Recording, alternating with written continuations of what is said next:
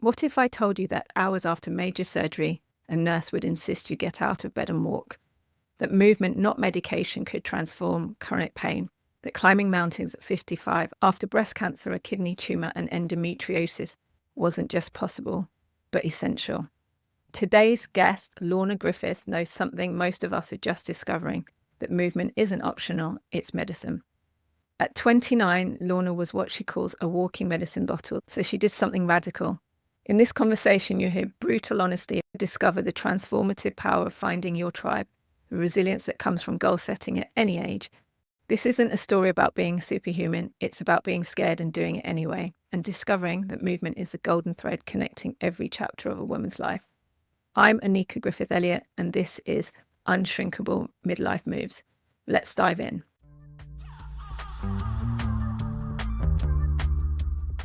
Hi, Lorna. It's great to see you today. Hi, Anika. How are you?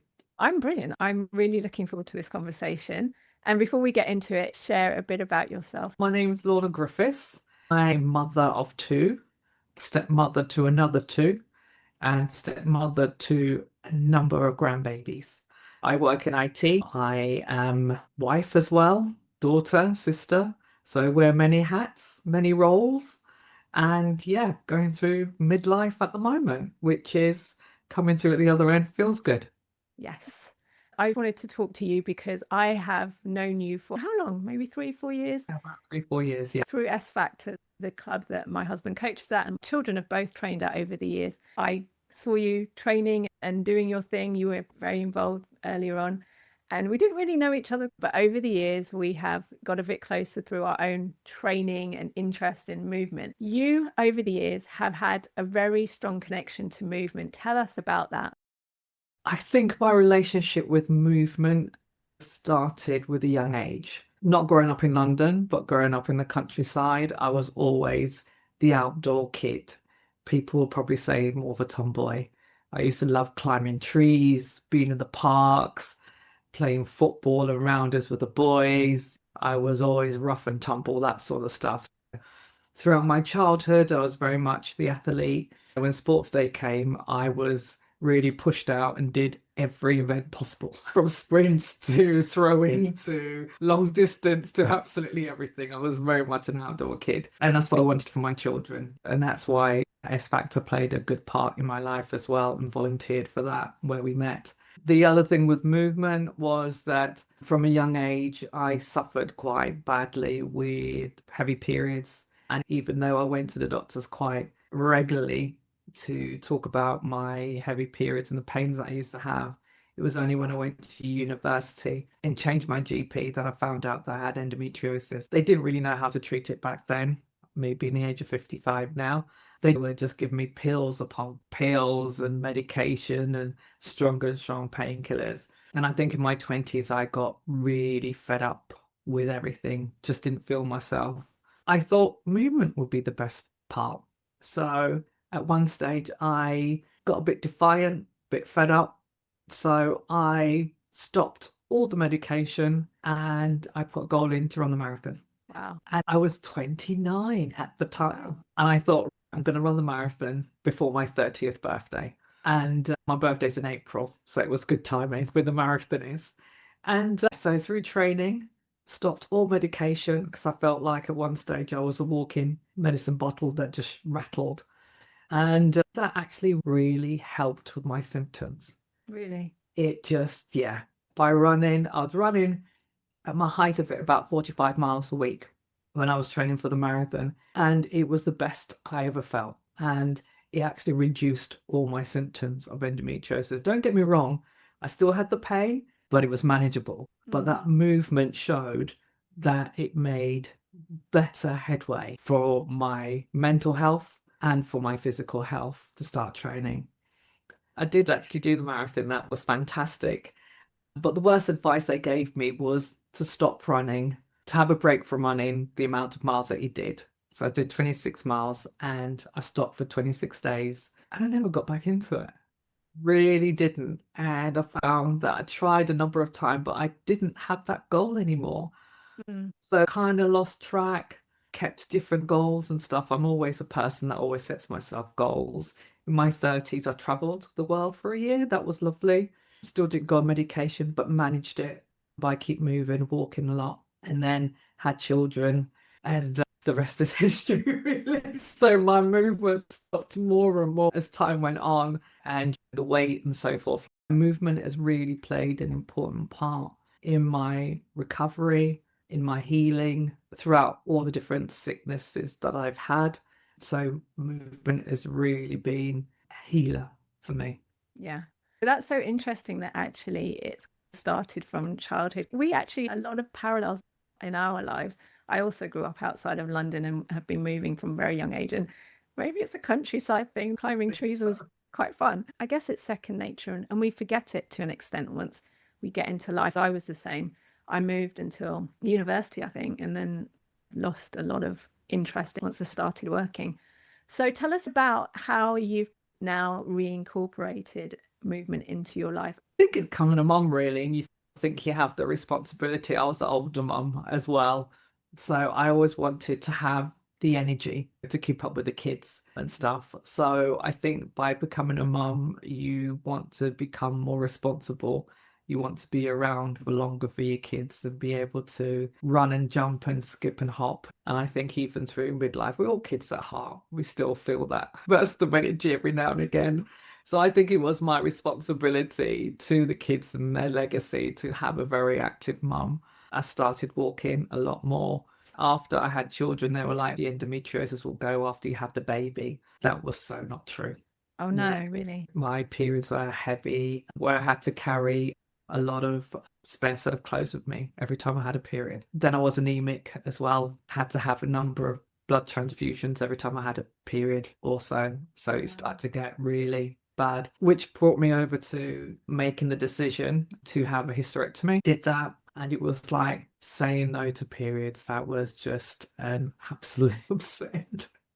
I could feel like I didn't have to plan around my periods and stuff. And that was one decision that I made, which, yeah, I think sometimes in society you are made to feel guilty on some of the medical decisions that you have being a female.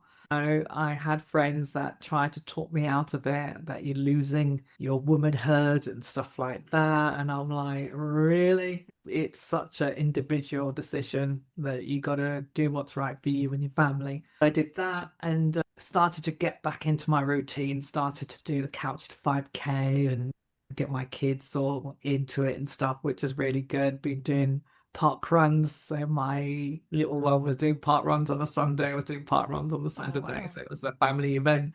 That was really good. And then I was struck with an illness, found a lump in my breast and had breast cancer. And that was a weird one. Didn't really know how to feel. I didn't know of anybody in the immediate family that had breast cancer. So I was the first one within my siblings that had breast cancer. So that was a challenging moment.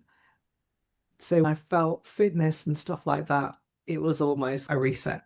I missed that mental safety, that time on my own. But it really made me realize that you've only got one life and you got to make the most of it. It was really weird when I was running 5Ks and I came back out of hospital. I had a mastectomy done. And my daughter's walking me to the end of the driveway one day, and it was like, I couldn't even get there. And then slowly going back and then walking up another few 100 meters and 100 meters and so forth until I could get back into that routine again, which made me feel good. Again, movement was my healing. If I didn't have that and sat down and wallowed, I was at that stage where I don't want cancer to be my legacy. But you couldn't help thinking about it. It was just something that was in your mind 24/7. Yeah, you're faced with a reality, something that you weren't expecting. Exactly. Yeah. So movement helped me move on, process it, grieve to a certain extent, and it gave me that lifeline to move on, not move on, but to, I suppose, embrace the scars and that you got through it. That was really good. Interesting you say that, because I think just even talking about it, I mean, somebody who hasn't experienced it and can only try and empathize. When you Mm. say embrace the scars, those are the things you don't want to talk about. You want to shy away because it's so personal, but you saying you want to look at it face on is so powerful. And knowing that I've got two girls as well, these are something that they might face in the future. So I didn't want to, people saying, are you going to tell the girls? But I thought, of course. I think if you hide away any injury or any sickness or illness, how are they going to know how to deal with it if it happens to them? Exactly. And it's that shared moment of discussion, of sharing the emotions, right? Because I think sometimes as mums, we want to protect our children from our emotions, and that can actually do more harm. Yeah. And the thing was, I think children are not silly. They know when something's going on. And if they're not hearing it from you, they're going to make something else up. And it's usually worse than what it is. So they'll ask loads of questions and stuff. And the weirdest thing, when you think that they're all right, they will come out with this question out of the blue. I think we gave them a treat and took them to McDonald's and told them that Mummy found a lump and done. And my little one was like, oh, we can have a look. I was like, I can't whip my breast out in McDonald's, but maybe when we get home. Again, movement was my healer. And the good thing with movement, you can see your progress every step of the way. Yeah, consistency. It's got to be a thing. And that's how I pretty much got through COVID as well. When the world paused and people, obviously it was an individual thing, but I got through it through movement. I was getting up at 6 in the morning, going for a run. I see the dog walkers, and it was always like a community, a distant community. It kept my mental health in check. If I didn't have running during that time, it would have been so much worse, which I saw a lot of people suffer from. But I managed to get through that okay. So that was another thing where movement saved me again. Another time when I think I'm back on it, ready to go. And then I got knocked for six again. I had a tumour in my kidney. I had to have my kidney removed. I'm thinking, I'm getting really sick of being ill. But again, it was that mindset. Walk to the end of the drive, come back, go a little bit further, and yeah, let's go for it again. So again, movement has been very important to me. And it continues to be, because I think we should share that you not only still walk, run, you're training for all kinds of things. You've done Snowdonia this year, next year, you swim, and you are just doing so much. And you recently joined us in the High Rocks World doing your first High Rocks relay. So you are unstoppable when it comes to movement, and actually a massive inspiration, because I think I told you this before, when I actually wasn't doing anything for quite a while, I used to see you running around the track during Wednesday nights training when I'd go to pick up my daughter, and I'm there in the car in the middle of winter. I used to drop my daughter, have a hot chocolate, read my book, do whatever, and then come back. I wouldn't always come out of the car. And a couple of times I'd park the car just where the entrance to the track is, and I'd see you running around. I remember thinking, oh my gosh, I want to do that, but it's cold. I don't know if I can be bothered. And you did really stoke that movement thing for me, I have to say. I didn't know, obviously, what you'd been through and what you still are doing. Like I said, you talk about the running, but you're doing so much more, and you continue to do a lot. Yeah, and I think that again, that was always that giving up stage when she lived. Again, I thought that I was going through some other illness, but it just happened to be menopause. And you think, what's going on? What's my brain fog? That sort of stuff as well. But I fell in love with weight training. That was really good. Speaking to you on the sidelines and so forth like that, I think we sparked each other, actually. I think we was going through, what did you used to do again? Actually going through our lives, our journeys, and actually see where the common ground was, stuff like that. You poke me, I poke you, and look what we're doing together. So weight training we do together, we do swimming as well. I just want to clarify, we're only doing swimming because you nudged me. I'd always said I don't swim. I hadn't swum since I think maybe 8 or 10 at school. I can swim, but I don't swim. Even on holiday, I didn't really swim until about 2 years ago. And I was certainly not going to go into a pool in England in the cold. And you've had me swimming every week for, I think this was week 16 or 17. And if it weren't for you gently nudging me and removing all the barriers that I had in my head. And that's the point, I think. We can put up a lot of blocks, a lot of barriers for why we don't want to do something, or why it's going to be difficult or time consuming or inconvenient. My story was inconvenience, my hair, the clothes, everything. And you were like, just come along once. I said, okay. And then where are we now?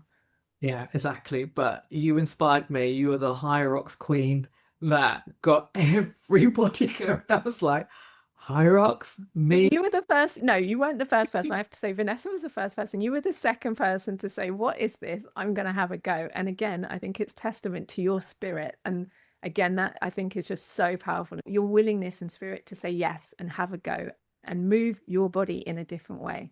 And that I think was amazing. So thank you for saying yes. And you went from not doing much in terms of knowing what High Rocks was to full out training. Lorna used to join me on my training sessions in the morning for quite a few months, plus our Wednesday sessions where we'd walk and run. And then you did your relay. Yeah, but I was scared. And the reason was I was scared is that Nika told me, come and join our high rocks class. I tell you, the first class I went to, my legs was like jelly. That was the F45 class, wasn't it?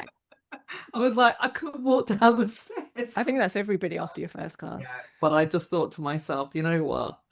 If anybody knows me, I'm always up for a challenge. I'm always up for a goal. At least once. Had me once, I'm not sure about another time. But yeah, if it's a challenge. With the climbing, I did Scarfell, we did Snowdon, so the next one is Ben Nevis. What I love about all of these programs and your program as well, Nika, is about the community feel. You're not doing this alone.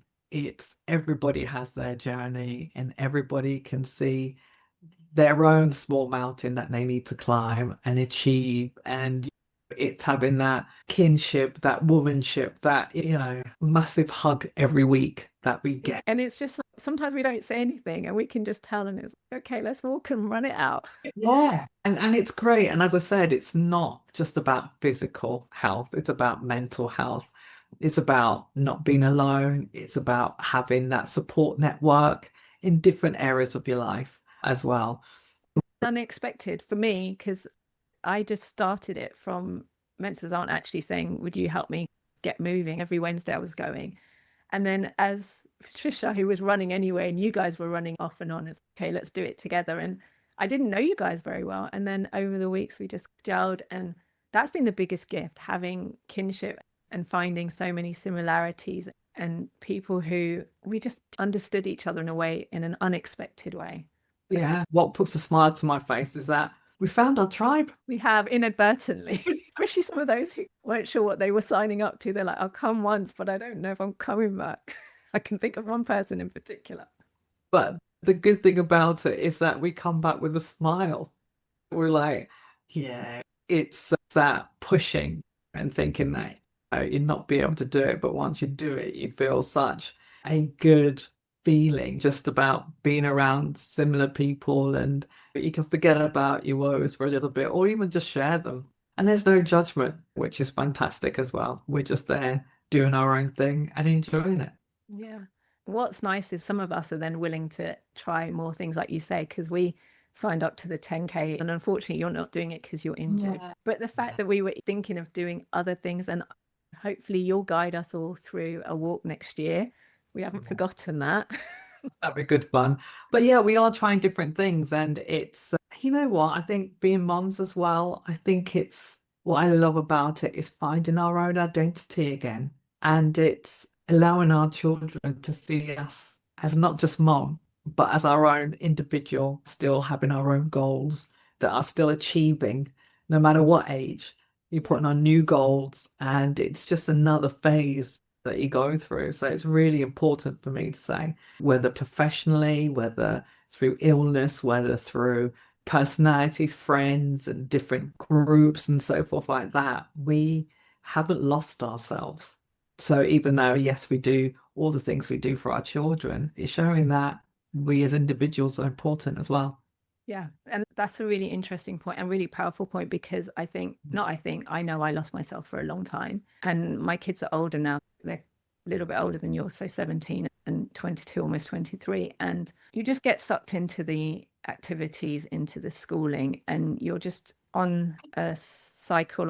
At times you don't have time, and taking time. I felt guilty. I can't talk for anybody else, but I felt guilty because it's like, taking that time out meant there was something you weren't potentially doing for the kids, for the family, especially for the home.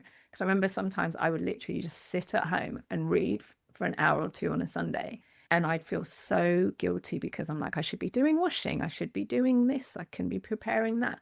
But I had to take it. And this is where I wasn't moving as such at the time. But if I were, that's the time that I would have been going out. And I think for us, where we have our weekly group, and even where I do classes regularly, it's removing myself from the environment and having that time, because it's all well and good saying you'll have the time, but I think it's harder when you're at home to protect it and Yeah. safeguard it, because everything else encroaches on it. And then you've got the kids saying, Mum, and I'm again speaking from experience, I was exercising at home from 2018 until 23. So that's 5 years. Like you, I wasn't doing heavy weights like you. I was doing Les Mills, very light, that were heavy for me at the time. But I do it here in the living room. And if I'm doing something and there's homework, you pause it, you stop, you do that. And you weren't always getting the workout that you wanted or that you knew you could have. And Yeah. you're moving, but sometimes I ended up going through the motions, and that just wasn't doing anything. I lost so much fitness. And then I was exercising out of obligation, because that's the right thing to do. You've got to do something, but it wasn't doing anything for me. And this is what, for me, my training with High Rocks and just anything moving, the swimming with you, it's given me so much more of a sense of achievement and just energy, I guess. It's not even always the achievement, just you've moved and it mattered, it counted. It's very true, because I find that if I don't do my exercises now, where you just thinking, just took a day off. No, it really makes a difference. It makes a difference to my mood. It makes a difference to my day. It just doesn't put me in a good place. But I do find if I'm up now, I used to think on a Sunday or a day that I have off, it's very rare that I could have a lie in. If I was to have a lie in now, I'm thinking, I've wasted a day, and it just doesn't feel the same. I feel like I've cheated myself, really, because I could be in such a better mood. I don't know, I can't say that. I do love a lie-in, but I would still get the workout done at some point. But at the same time, it's about finding the balance, because I have found, especially with the High Rocks training, I think I'm 18 months almost into it, that it's quite full on. And sometimes you do need the time where you just stop. And you have been really helpful with me, just saying you need to rest. So I think it is about give and take and being aware of that. And Yeah. sometimes it's quite hard to gauge that, because, like you say, the exercise is your thing that you want, that you love, but taking time off doesn't feel right at the same time, even though you might need it. I say that because I'm going to contradict myself a little bit. So when I was training for the 10K, I did Snowdon and I was coming down the hill. It was quite steep and it really took a toll on my knees. And because straight afterwards, I thought, okay, on to the next goal. I went straight into running and almost running every day. And I didn't allow myself to heal. My body just turned around and said, no, you are going to heal. And that's where I got the injury. So I do need to take my own advice sometimes and just let my body heal. So I've had to pull out of the 10K race and get to know, okay, this is where you give your body a chance to heal. I went to the physio and they're saying I need to build up my muscles around my knees. So I'm doing a bit more strength training now to get my knees strong again. So it's not like it's weak and this is your injury for life. It's how do you do exercise to heal as well. So resting and also strengthening those areas of your body that will not let that injury happen again. So again, it's getting to know your body as much.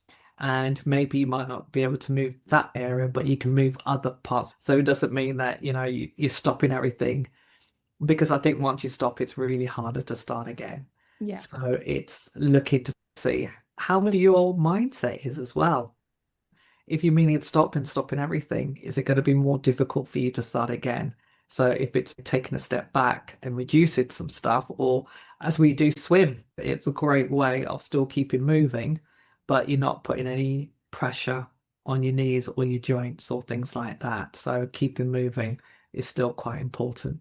And where you've stopped running, you're still doing your weightlifting, which is, like you said, it's rehabilitative anyway. Going back to your point around it's good for the kids to see you working towards your goals, just thinking about that, I think that's so true, because actually my kids especially, they've seen me working a lot, unfortunately, and there's not much of mummy outside. And now it's swung to the other extreme where it's lots of all the other stuff and not less work. Obviously, I'm still working, but that's not where my focus is.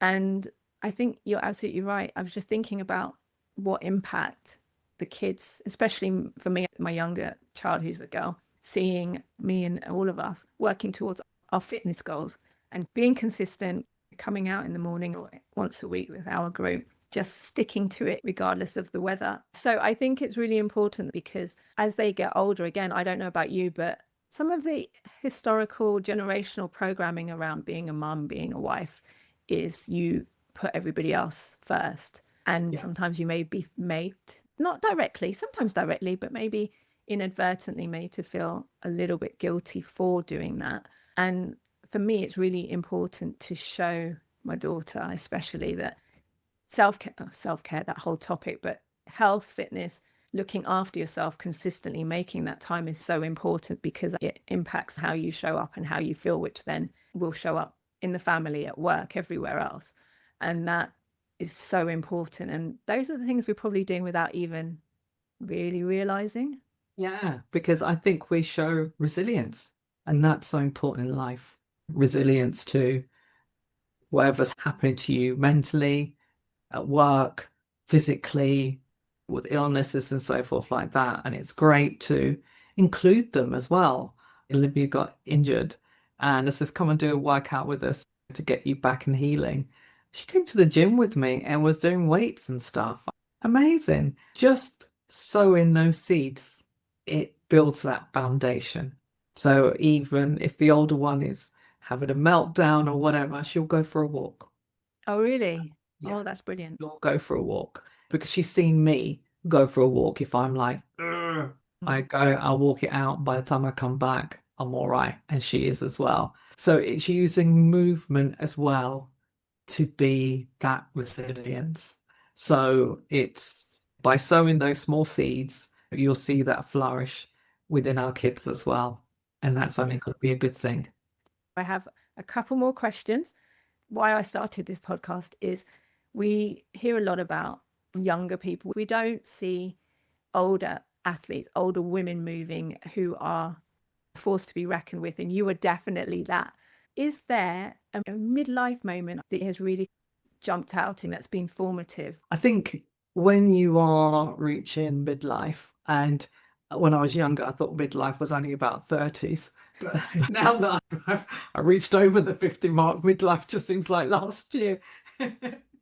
But I think that common golden thread, and it was you that made me realize it, is movement. That common thread of not keeping still, always moving forward, always looking at that journey. For women, we're very much on that journey, and that never stops, never stops. So it's how we want to continue that journey. And whether you want to stop dead in the middle of whether it was COVID or whatever, there's no choice. We don't have a choice to stop still. We've always got to be moving, but it's how and what you want that movement to be. What you put in is the more you get out of it. So keep moving, keep setting those goals. And it's the goals and forward thinking. It's kept me going through the different sicknesses, illnesses, mental issues, and all that sort of stuff. It's just constantly that golden thread, just make movement your golden thread all the way through. But I think that main thing for me was when movement really mattered, is when I felt that there was no other option, especially in my endometriosis. There was no other option. Medically, there was nothing there to be done for me. I just felt that I had no other choice. So it's taking back control, moving. Yeah, I love that. Movement is a form of taking back control. Okay, last question. What does movement mean to you? I think maybe you've just answered it, but is there a word that movement represents to you? I won't say a word. I'd probably say a phrase. And a phrase that always followed me throughout my life, and it's followed me throughout my relationship, really. And I can put it as every part of my life. It's not about being a strong woman, and it's not about being vulnerable as well. But I think the act of Feel the fear and do it anyway.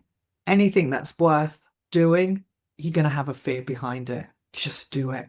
Feel the fear and do it anyway. Moving after illnesses, really, I didn't want to move. I'll give you a quick story. When I had the kidney operation, and the nurses came out maybe a couple of hours after the operation, and they said, "Come on, got to get you out of bed."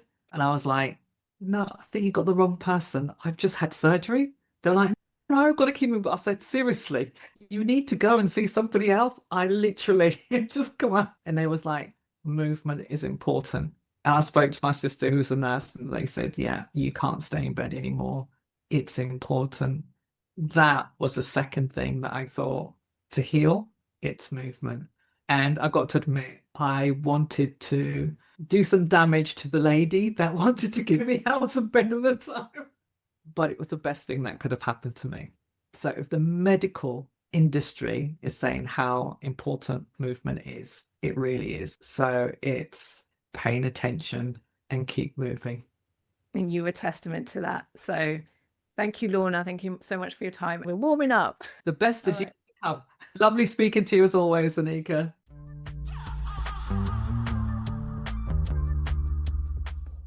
If you're listening to this and thinking, I can't do a marathon or I'm not an athlete, you're missing the point.